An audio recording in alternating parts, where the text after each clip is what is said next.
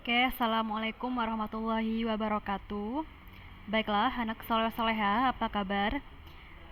Pada pertemuan kali ini kita akan membahas materi tentang hukum Newton tentang gerak.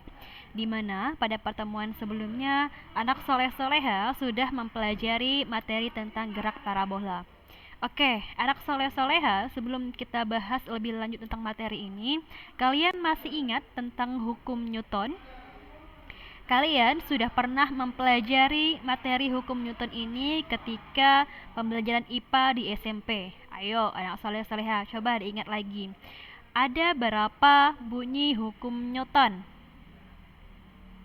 Oke, kalian pasti sudah ingat ya. Jadi, kita langsung saja ya. Oke. Kalian masih ingat ini hukum 1 Newton? Hukum Newton 1. Nah, di sini Ustazah akan singkat-singkat saja ya. Selebihnya silahkan kalian review lagi ketika kalian belajar IPA di SMP, atau kalian bisa baca sendiri di PPT yang Ustazah kirimkan di Google Classroom kalian.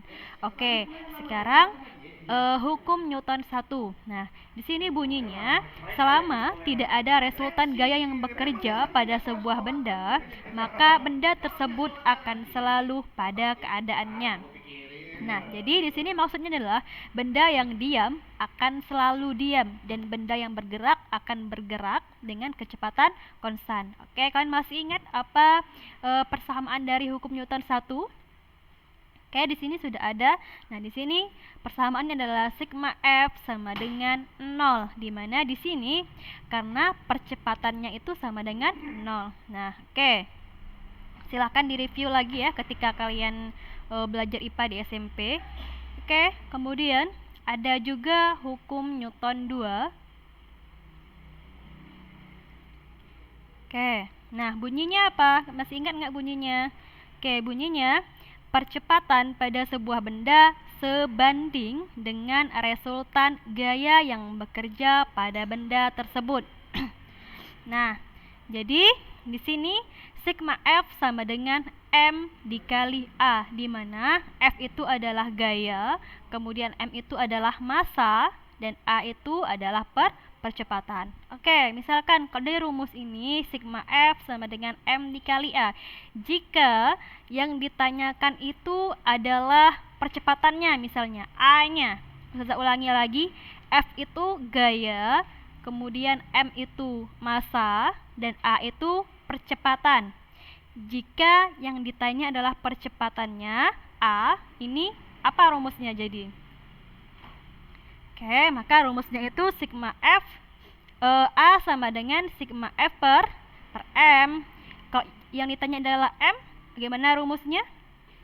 Oke, silahkan dijawab sendiri ya. Ustazah harap kalian sudah bisa mengotak-atik rumus ya. Ustazah harap ini bukan lagi hal yang baru untuk kalian. Oke.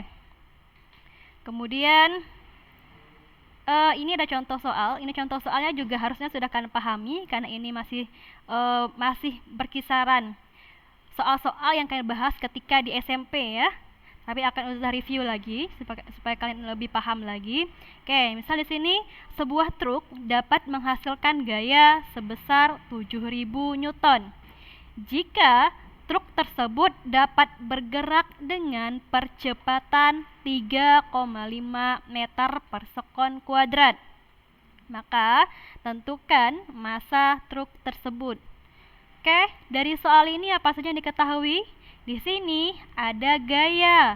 Gaya itu lambangnya apa? F. Berarti F-nya sama dengan berapa? 7.000 Newton. Kemudian di sini ada juga percepatan. Percepatan itu lambangnya apa? A. Oke, A itu sebesar 3,5 meter per sekon kuadrat. Yang ditanya apa yang ditanya? Tentukan massa truk tersebut. Kalau massa berarti lambangnya apa? M. Oke, berarti yang ditanya adalah M. Dari rumus tadi, yang rumus awalnya itu sigma F sama dengan M dikali A, maka jika yang ditanya adalah M, rumusnya menjadi sigma F per A, maka M sama dengan F itu 7.000, A-nya 3,5, maka M-nya sebesar 2.000 kg. Atau bisa disederhanakan lagi menjadi 2 ton, satuannya dirubah, maka menjadi 2 ton, atau bisa juga 2000 kg. Oke, kalian harus bisa mengotak-atikkan rumusnya ini ya. Yang rumus yang tadi, yang ini, sigma F sama dengan M dikali A. Jika ditanya adalah M, maka rumusnya menjadi sigma F per A. Oke, sekarang kita ke hukum 3 Newton.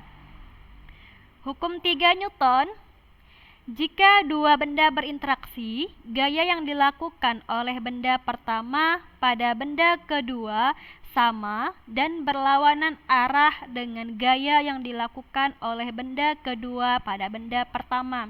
Ini maksudnya adalah F aksi sama dengan min F rekreasi. Oke, kalian masih ingat apa contohnya dari hukum 3 Newton?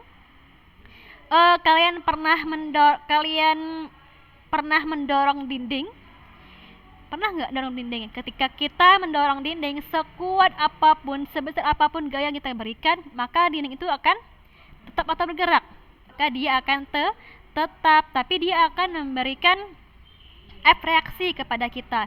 Kita yang mendorong, tapi dinding itu tidak bergerak. Tapi kita lelah nggak ketika mendorongnya?